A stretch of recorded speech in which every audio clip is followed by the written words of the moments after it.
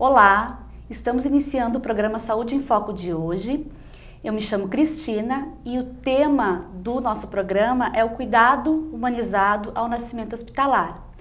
Para dialogar conosco, nós contamos com a participação de profissionais de diferentes áreas da saúde e também de estudantes da residência e do mestrado profissional em saúde materno-infantil da Universidade Franciscana.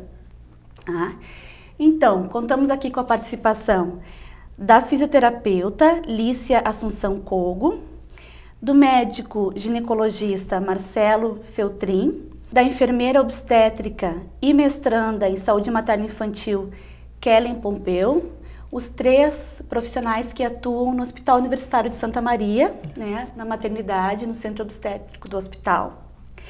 Também contamos com a participação da residente em enfermagem obstétrica Crislin Castiglione, da psicóloga e mestranda em saúde materno-infantil pela Universidade Franciscana Paola Fener e também da enfermeira obstétrica Daniele Tonin, que fez a sua formação em enfermagem obstétrica no Hospital Sofia Feldman, em Belo Horizonte. É isso? Então tá. Para começar a nossa conversa, então, eu vou perguntar para Kellen. Kellen, tu poderia nos esclarecer o que é, afinal de contas, o cuidado humanizado ao nascimento hospitalar? Então, bom dia. Eu acho que quando a gente começa a falar, sobre o cuidado humanizado, a gente tem que desmistificar o que é esse cuidado humanizado, que às vezes fica muito no imaginário das pessoas que o cuidado humanizado é de determinada forma, em determinado ambiente. Então, a gente conceitua o cuidado humanizado como aquele que respeita os direitos da mulher e as escolhas da mulher dentro da sua seguridade no momento da parturição. Então, o parto humanizado ele não acontece na banheira, não é em determinado lugar. Pode ser em qualquer ambiente, mas desde que respeite esses preceitos. Também, assim, é um cuidado pautado nas diretrizes da Rede Cegonha.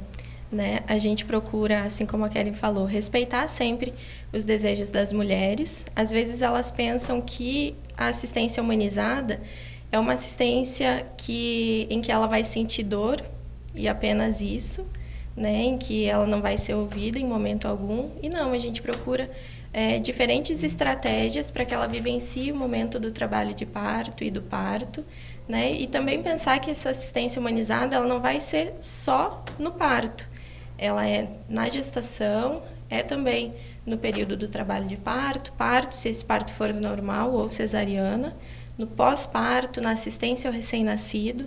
É toda uma dinâmica, uma modificação na assistência para um melhor cuidado para o binômio mãe-bebê. Também a garantia da lei do acompanhante, que o acompanhante esteja junto com a mulher durante todo o processo, uma lei vigente no Brasil desde 2005. Então, basicamente isso seria o cuidado humanizado, para a gestante e para o bebê. Só para esclarecer um pouquinho, o programa Rede Cegonha, então, é um programa de alcance nacional, Ele foi proposto em 2011, me corrijam se eu estiver errada, é isso? É uma política, que envolve todo o cuidado à mulher, à gestante, durante o pré-natal, na atenção ao parto e nascimento, e também durante a primeira infância, é isso? Isso, do 0 aos 24 meses, tanto na assistência ao recém-nascido, quanto ao crescimento e desenvolvimento da criança. E para a mulher, além do ciclo gravídico puerperal, abrangendo também a questão do abortamento, assistência humanizada ao abortamento, a Rede Cegonha prevê também um maior alcance do planejamento reprodutivo, que às vezes ainda é um pouquinho falho na nossa assistência. Então, inclui direitos sexuais e reprodutivos femininos. Isso. É um programa que tem um impacto muito grande na realidade brasileira. A gente culminou na Rede Cegonha, Então, as políticas e programas desde 1970 elas vão sendo reformuladas e ressignificadas. Então, a Rede Cegonha é um grande ganho para as mulheres durante todo o seu ciclo reprodutivo, Ele vê a mulher como um todo durante toda a sua fase reprodutiva e não a mulher focada, como a gente tinha nas políticas anteriores. Então, a partir da Rede Cegonha, vai se desenvolvendo vários projetos e vários planejamentos em volta disso. e culminou então em 2011 e a gente tem então ressignificado, né, esse estado da mulher e hoje falando então do parto e nascimento, que ela trouxe muitos ganhos e muitas vantagens que a gente tem conseguido, né, desenvolver então até agora. E complementando o que as meninas disseram, essa questão do parto humanizado, quando se voltou a falar, quando se trouxe esse termo, né, à baila novamente, seria para a mulher voltar a assumir o papel principal, né? Então a gente tinha muita medicalização, muitas práticas que ao longo dos anos foram sendo vistas como coisas eficientes e corriqueiras e necessárias e que ao longo dos anos se viu que elas eram desnecessárias, muitas vezes a paciente contrária a esse procedimento, enfim. Então essa questão do parto, ele pode ser humanizado na banheira ou pode ser humanizado onde não houver essa banheira, né? Então a gente que trabalha numa estrutura hospitalar aqui em Santa Maria que não abrange, né, não disponibiliza a banheira, não disponibiliza outras coisas que a gente poderia utilizar, a gente faz o melhor que a gente pode, né? Então, esse cuidado humanizado, ele não está ligado a uma estrutura física, ele está ligado mais às pessoas que estão atendendo essa mulher, né? Então, com base nos seus direitos, como foi bem falado, a questão da lei do acompanhante, né, durante o trabalho de parto, o parto e posteriormente, e sempre ligando o desejo da mulher ao que a gente tem de boas práticas, né, as práticas que são recomendadas pela Organização Mundial de Saúde, enfim, ao conhecimento atual, né? Então, é sempre a gente alia o que a paciente deseja com a boa prática, né, com o que é recomendado pelas organizações, né, o que a gente tem de evidência mais atual, né? Então, podendo ofertar para a paciente o que ela quer, de acordo com o que a gente tem de evidência científica, né? Em linhas gerais, isso significa não ter um protocolo de atenção comum a todas as mulheres, mas conseguir pensar naquilo que é singular a cada mulher que procura o serviço de saúde, a instituição de saúde para ter o seu bebê, né? Então, cada uma vai ser pensada em sua singularidade, em seu desejo e naquilo que é importante para o nascimento do seu filho, né? E evitando, como o médico Marcelo falou, evitando intervenções desnecessárias, né? E conseguindo, então, realizar aquilo que é o desejo da mulher e o que é necessário também para o nascimento seguro do seu filho.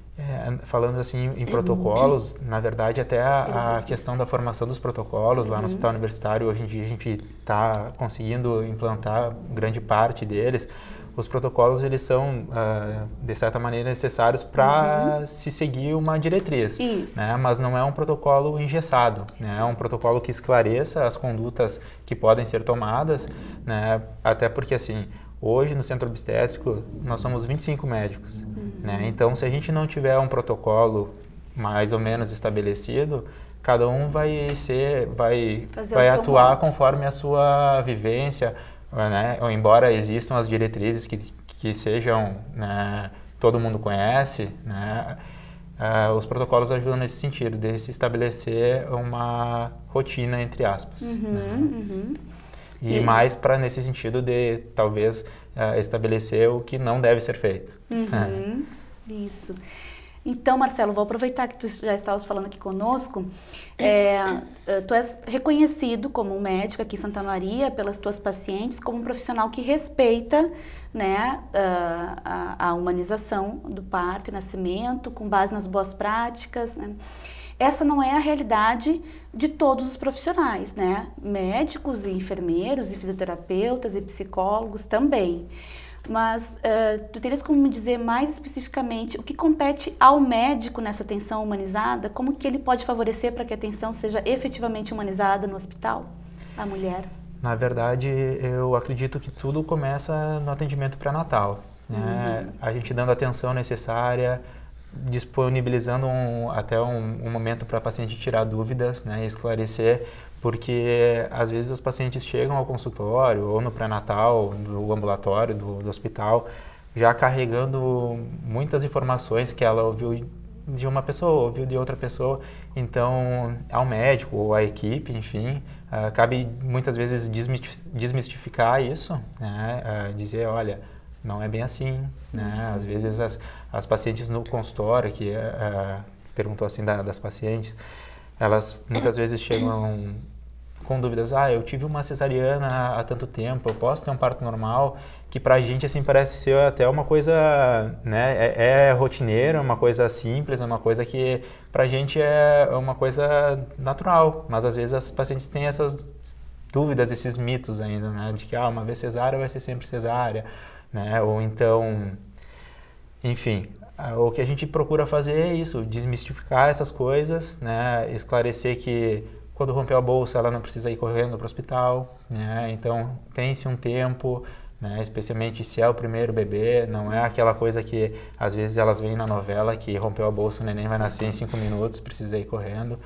Então a gente fala dessas coisas assim, né, de humanização, de boas práticas, de não chegar muito cedo no hospital quando em trabalho de parto, que isso às vezes não facilita nada, às vezes só piora, leva a procedimentos muitas vezes desnecessários.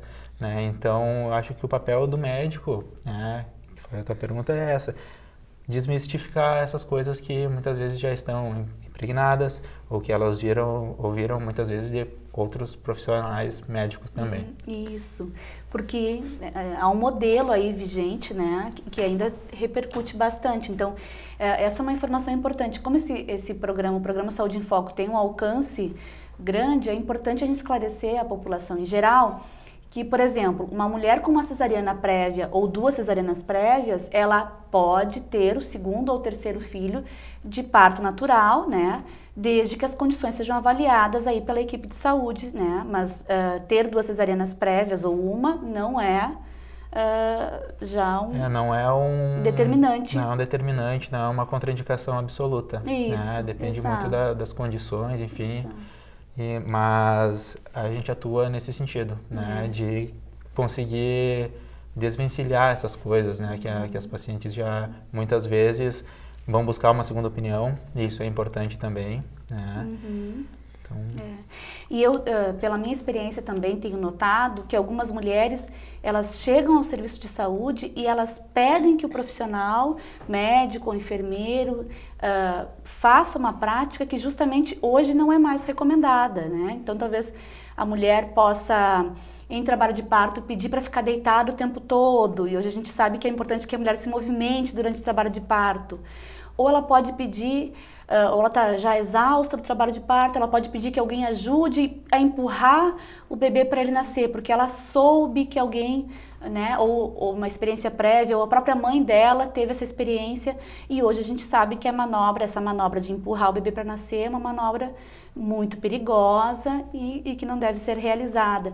Então eu imagino também que um dos papéis dos profissionais da saúde seja também explicar para a mulher, olha, isso que está me pedindo não é possível, ou é perigoso, ou eu não devo fazer, né? Então, é um trabalho bem desafiador. Eu acho que aproveitando o que o Marcelo falou, né, em relação ao pré-natal, que às vezes a gente fala do nascimento e só pensa na hora do parto, né? Então, o pré-natal é um nó muito sensível que nós temos hoje, que as consultas são muito rápidas, na rede pública não acontece rodas de conversa, justamente para desmistificar essas coisas, né? Então, o pré-natal é muito importante para que se fortaleça esses desejos, né? Que a mulher faça um plano de parto, para que ela saiba o que vai acontecer, que ela visite a maternidade que ela vai parir, né? Que ela tenha uma maternidade de referência e que ela saiba o que vai acontecer, né? Porque é bem difícil, às vezes, no trabalho de parto, a gente conseguir fazer, né, essa desmistificação na hora.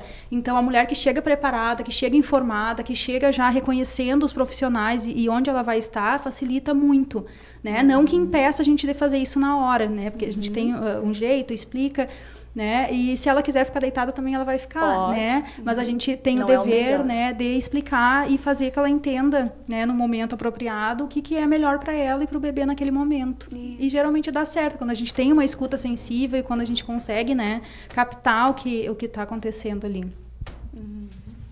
Eu não sei como tem sido a experiência de vocês aqui em Santa Maria, mas lá em Belo Horizonte a gente estava tentando trabalhar com as mulheres no pré-natal a questão do plano de parto, né, que é um instrumento que está agregando bastante. Então, quando ele é construído no pré-natal, junto com o pré-natalista, a gente consegue sanar muitas dúvidas, né? A gente vê que a mulher consegue ter um maior conhecimento do processo pelo qual ela vai passar, as coisas que podem acontecer, os procedimentos que ela pode vivenciar dentro da instituição e esclarecer muitas dúvidas, né? Até porque o plano de parto ele pode ser um instrumento muito positivo ou muito negativo, dependendo do que ela vai encontrar na internet, porque às vezes tem mulheres que pegam um plano de parto pronto e sem muitas vezes saber o que está escrito ali, o que significa determinado procedimento, né? E levam para a instituição.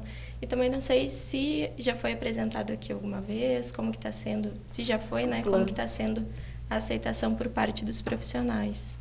Não, te respondendo assim, Dani, na rede privada, no consultório, assim, as pacientes que desejam o parto normal, elas têm apresentado o plano de parto, a gente tem conversado, mas na rede pública eu acredito que não. É uma coisa que ainda eu acho que é bem deficiente, né?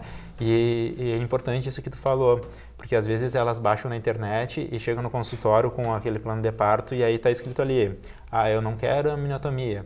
Daí está circulado lá, o que é a amniotomia que eu não quero?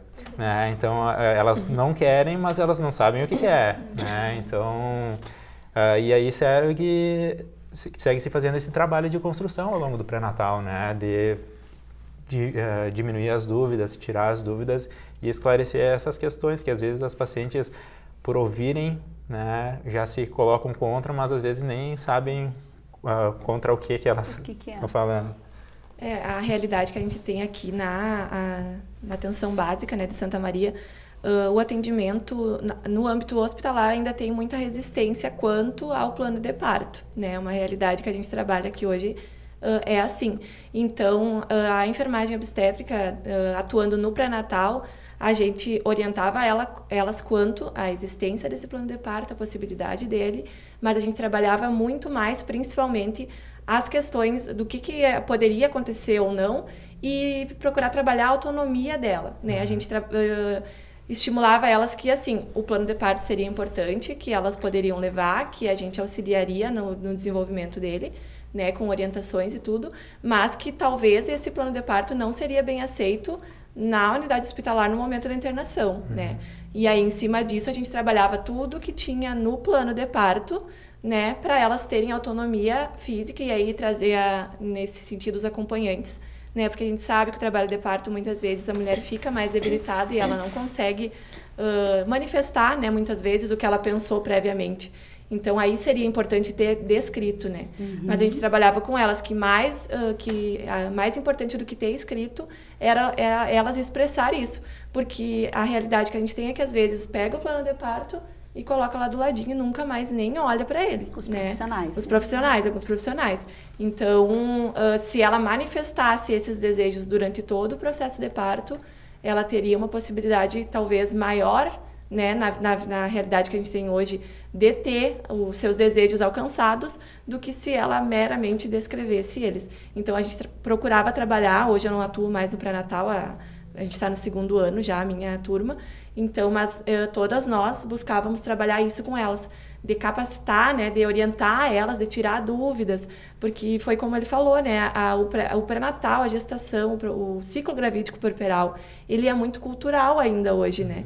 É muito carregado de crenças, de familiares, de vivências de outras mulheres, de conhecidas. Então, às vezes elas acham que elas não vão conseguir ganhar o bebê se não tiver a episiotomia, por exemplo, né?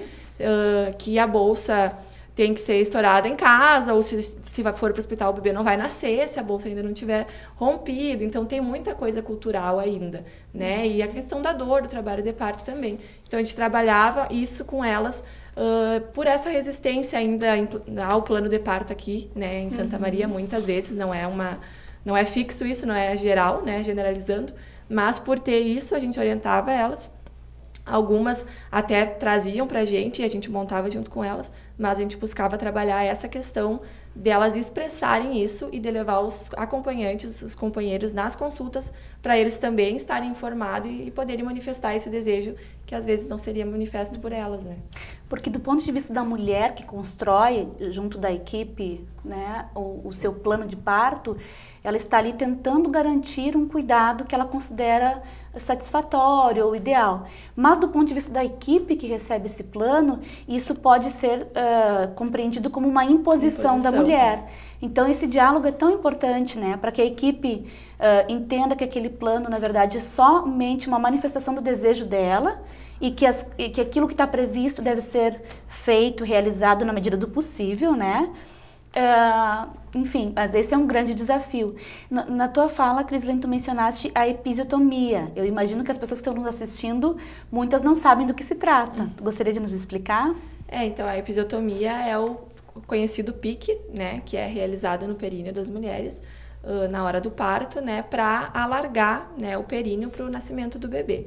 Antigamente ele era um procedimento realizado de rotina, né, em todas as mulheres. Hoje a gente tem, os estudos trazem, né, que ele não é mais indicado, né, não se tratam mais de indicações para episiotomia. A gente tem uma indicação, né, entre aspas, que seria em caso de distócia e de alteração nos batimentos do bebê. Situação fetal não tranquilizadora, né, que daí se a mulher não tem mais condições, né, que ela não está conseguindo mais, aí já não tem tanta força, é um procedimento realizado para esse bebê não entrar em risco. Seria uma das únicas indicações, né? Não se faz mais para prevenir lacerações, não se faz mais, né, por outros motivos. E ainda é muito cultural que algumas mulheres chegam para a gente na hora do parto e elas perguntam, vai ter o PIC? Daí a gente conversa, tem toda essa, né, essa explicação de que hoje não é mais necessário. E elas dizem, mas eu não vou conseguir, sem o PIC, sem ajuda. Né? Muitas vezes elas veem esses procedimentos que não são mais indicados como algo que seria benéfico para elas. Né? E isso acontece não é por culpa delas, é por falta de orientação. Né? E aí eu concordo também com o Marcelo que o pré-natal é a chave de tudo, né? Para ter essa... Na verdade, assim... A episiotomia se achava que diminuiria a incidência de prolapsos, né, depois, e se viu que não, né, que não faz diferença. Às vezes até pacientes virgens têm prolapso, freiras têm prolapso, né, então é uma coisa que é independente. Né, para a grande maioria dos casos ela é desnecessária. Exatamente. Lícia, vou te perguntar, porque esse cuidado que nós estamos nos referindo hoje é um cuidado que envolve uma equipe multiprofissional. Sim. Então, o que tu destacaria aí da atuação do fisioterapeuta no cuidado à parturiente, à gestante? Sim, a gente vem trabalhando no hospital universitário com a gestante desde o pré-natal, né? Eu acho que aqui a gente está falando de uma coisa bem importante, que é a valorização da humanização no momento do parto, mas o parto ele é o desfecho de todo um pré-natal, de todo um preparo, de um processo gestacional que essa mulher passou. E eu acho que a gente tem que começar lá do início, né? Então a gente começa trabalhando um pouquinho com ela, com as orientações, e aí antes de ser fisioterapeuta a gente sempre tem que lembrar que primeiro é profissional da saúde. Então às vezes não orientações que seriam específicas, né, da área de fisioterapia, mas a gente trabalha também, assim como o Marcelo, desmistificando alguns mitos, né, dessa questão do processo do parto, que elas vêm muito com essa questão, porque é um momento de maior impacto, eu acho, na gestação, né, o momento do conhecimento dela e do bebê. Então a gente desmistifica um pouco isso e já vai preparando ela, instruindo de algumas técnicas que a gente vai poder ter para trabalhar com elas lá no parto, quando elas chegarem para nós no centro obstétrico. Nas nossas gestantes de alto risco, a gente tem essa oportunidade de conhecê-las no pré-natal e trabalhar isso com elas antes. Mas muitas das nossas pacientes, a gente vai conhecer elas só no processo do parto, né? Então a gente faz um trabalho em equipe, junto com a Kellen, que trabalha com a gente, com o Marcelo, de toda uma orientação, de tudo que a gente pode facilitar para que esse momento seja o mais agradável possível, o mais tranquilo para ela e para o bebê. Então, trabalho que trabalhe o relaxamento dessa paciente, que ela consiga ser tranquilizada nesse momento, se conectar com o bebê. E nesse relaxamento fazer um processo de relaxamento de musculatura, de melhora da biomecânica corporal, então movimentos que facilitem para que o bebê possa encaixar, para que o bebê possa fazer sua descida no canal de parto o mais tranquilo possível, e ainda as orientações de posicionamento, de quais as melhores posições para ela, e sempre ofertando para a mulher as opções e deixando claro para ela de que ela não é obrigada a fazer nenhuma dessas técnicas e nenhuma dessas opções. A gente sempre deixa claro que isso são o que a gente tem à luz do conhecimento, dentro dessas opções, qual que ela deseja. E eu sempre costumo dizer para elas, escuta o teu corpo, porque o teu corpo está te dizendo o que é melhor para ti em cada momento, né? Então a gente tem as opções que estão no livro, que a ciência aprova, mas sempre tem o desvio de 5%. E ela pode estar nesse desvio de 5%. Então, para ela deixar o corpo dela falar, para ela deixar que o bebê conecte com ela e diga para ela, olha mãe, tu tem que agachar agora, tu tem que alongar mais para esse lado, porque é para esse ladinho que eu tô precisando encaixar para descer, né? A gente costuma trabalhar também um pouquinho com luminosidade reduzida para ajudar no relaxamento, com música, né? Claro que a gente não tem assim uma situação de ambiência favorável, né? Mas a gente trabalha com os recursos que tem, às vezes com a música no celular, com uma caixinha de som. E é um trabalho que não é só da fisioterapia, né? Eu acho que no USM a gente está com uma equipe assim muito legal, porque eu trabalho pela manhã, mas eu adoro chegar pela manhã e olhar a evolução das minhas pacientes e ver que a Kellen já tinha trabalhado com elas de noite, então que essa paciente já vinha com alguma orientação e que a gente vai conseguir só dar um segmento para o trabalho, né? Então, técnicas exclusivas da fisioterapia são muito poucas. O que a gente tem de fortalecido é um trabalho em equipe que a gente consiga dar bastante continuidade para isso. Paula, tu queres contar brevemente como que tu acha que o papel da psicologia aí que pode auxiliar também nesse processo? Sim, o parto, então, para a psicologia, ele é visto como mais do que um evento biológico, né? Ele é visto como algo bastante complexo e recheado de construções simbólicas, né? Então, o psicólogo, através do parto, né, no momento do parto, ele pode auxiliar muito a mulher resgatando o conhecimento dela, a autonomia da mulher, né, para que ela possa chegar no momento do parto e se sentir segura de tudo que possa acontecer, né, no nascimento do seu filho. Então, o psicólogo promovendo essas ações assim, de saúde mental, de esclarecimento de dúvidas, desmistificando conhecimentos de que não é só do médico, do enfermeiro, do psicólogo, e sim que ela possa ter conhecimento sobre todos os procedimentos que possam ocorrer, né? Então, promovendo esses momentos assim de construção de conhecimento sobre si, né, que o psicólogo pode ajudar, né? Então, ao promover isso, né, possivelmente não irá ocorrer a depressão pós-parto, né, com essas mulheres, né? A criação do vínculo com a mãe e o bebê é bem potencializada, né, através, se a mulher estiver empoderada e sabendo dos seus direitos e assim a psicologia pode contribuir bastante, né, no momento do parto. Então, a qualidade da atenção ao parto, ela tem um impacto tanto na experiência ali do nascimento, quanto um impacto posterior na saúde mental, né, de toda a família, do bebê e da mulher. Bom, estamos finalizando o programa Saúde em Foco de hoje. Eu aproveito para agradecer a presença de todos os profissionais. Foi muito importante esse nosso encontro.